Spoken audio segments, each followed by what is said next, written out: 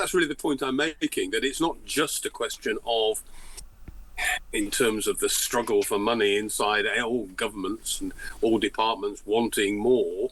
It's not just a question of defence competing with other departments. It's actually these external figures that have to be met, and therefore the money will have to be found. It is Kait Borsay. It's the evening edition on Times Radio. Now, the new UK Prime Minister Andy Burnham has named some of the most senior members of his cabinet. The new Prime Minister has announced 5 key positions so far. Meanwhile, more and more cabinet ministers have been filing into number 10 to find out what job they might get. The former Deputy Leader Angela Rayner is still there, as is the former Culture Secretary Lisa Nandy and close Burnham ally Annalise Midgley. Johnny Reynolds, the former Business Secretary, is also there. No sign of Wes Streeting so far. We'll keep you across this, by the way. I will recap who has what in just a few moments' time, but we'll keep you across the ins and outs. John Healey, Chancellor. Shabana Mahmood remains as Health Secretary. The Foreign Secretary is Ed Miliband. Yvette Cooper becomes Health Secretary this evening, and Pat McFadden, Work and Pensions Secretary. Let's take a view with Sir Anthony Seldon, one of Britain's leading contemporary political historians and the author of many a fine political book on our prime ministers, our former prime ministers and beyond. Sir Anthony Seldon, a warm welcome to you. Nice to be on. Look, Andy Burnham has huge political capital right now, doesn't he? Yeah. There is a swell behind him. There is an optimism, dare I say it, behind his becoming new prime minister. How long does it last? How long has he got? It depends how he uses it. It could last for months. It could last for 2 or 3 years. For Blair, it lasted for several years. It all depends how you use it and how quickly you squander it. And you want to keep the initiative, keep people guessing, keep that sense of being in command. And once you lose the initiative, it's very hard to get it back. And he's got it at the moment. Most prime ministers never realise fully how powerful they are in their first 100 days, and only when they're writing their memoirs and they look back do they think, goodness, I could have done so much more. I mean, even Tony Blair recognises he could have done so much more in his first term when his political capital was at its highest. So Andy Burnham, look, this sounds like a strong group of 4 people. I mean, Burnham, Prime Minister, and Healey at the Treasury, Ed Miliband, Foreign Secretary, Shabana Mahmood, Home Secretary, and those are the big 4. And that's what the government's going to really be decided on. They are much more impressive than the big 4 in Keir Starmer's cabinet. And so who knows? I mean, he could do it, but he's going to have to get the economy sorted out, growth sorted out, employment, and start generating some money before he starts spending it everywhere. He has, many people have commented to me, the same sort of swagger as Boris Johnson, the same self-belief, the same underlying confidence. But here is someone, as described to us by Charlie Faulkner, who has humility, who has empathy. Although you wouldn't necessarily attach those traits to a successful prime minister, will they be what makes Andy Burnham different? The fact that he does connect with people? They are valuable traits. They are good traits to have. He is very different to Boris Johnson. I mean, both of them have the common touch. They are good with people. They're good with their party. But Boris Johnson critically lacked discipline, and he lacked a work ethic, and he lacked judgment over people. So he worked well in City Hall.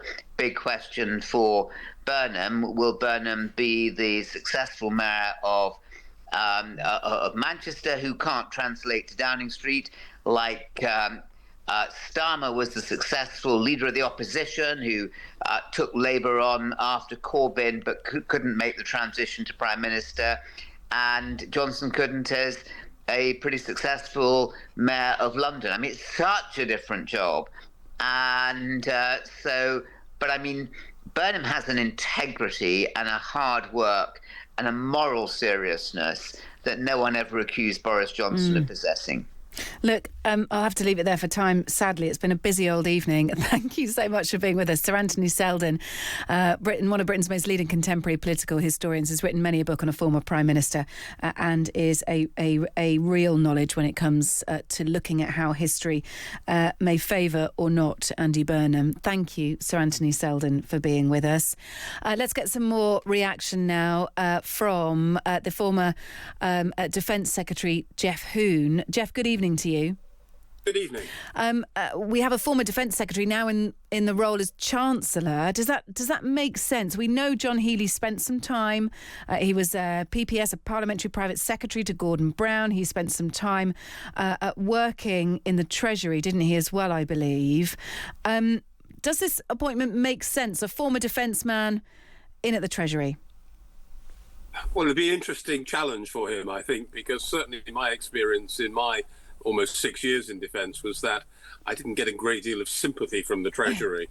I got some money from time to time, but the Treasury weren't enthusiasts for the work of defence, and it will be interesting to see how he meets that challenge, going, in a sense, to the other side of the fence, from a spending department, a big spending department like defence, where he has argued very effectively that there should be even more money, to the Treasury, which is always reluctant to spend money, and certainly spend money on defence. So it will be an interesting exercise for him personally, but also I suspect for the Treasury to deal with a man who's literally just come from the Defence Department.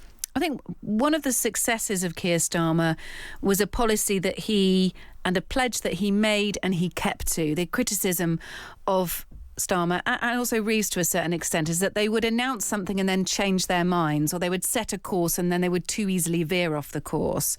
And the issue of support for Volodymyr Zelensky and Ukraine was something that Keir Starmer stuck to the whole way through. It was one of his successes.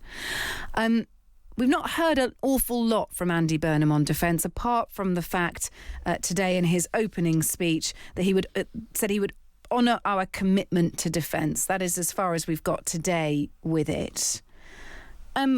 What are your impressions of how Andy Burnham will treat defence?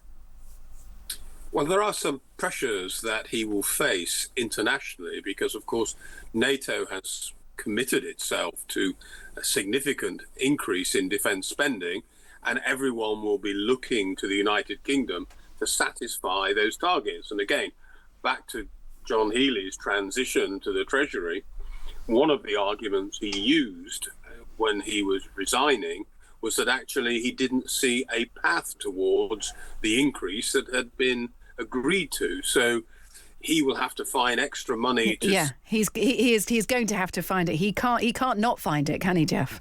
That's really the point I'm making, that it's not just a question of, in terms of the struggle for money inside all governments and all departments wanting more, it's not just a question of defence competing with other departments. It's actually these external figures that have to be met, and therefore the money will have to be found.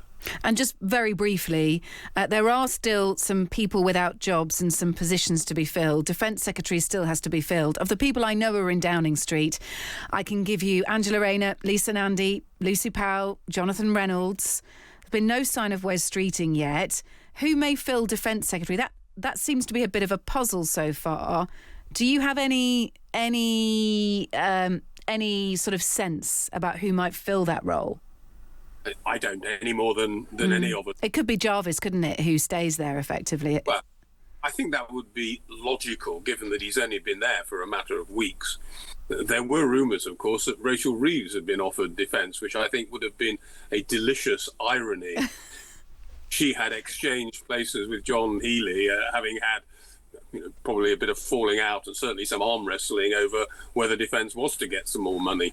So I don't know. I think Jarvis has only just got the job. It would be strange, I think, to have 3 defence secretaries in a matter of weeks. But what's important about government, and I think Anthony Seldon was making this point, is that actually it is for the Prime Minister to decide.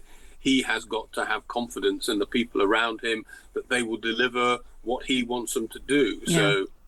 So, all right. Voice. Yeah, we are getting messages in saying, what about Al Khan's? Where is he?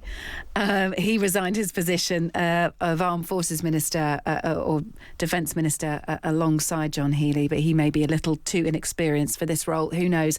We'll leave it there. Geoff, great pleasure to speak to you. Thank you, Geoff Hoon, former Defence Secretary, former Labour Defence Secretary. It's Kait Borsay. It's the Evening Edition on Times Radio.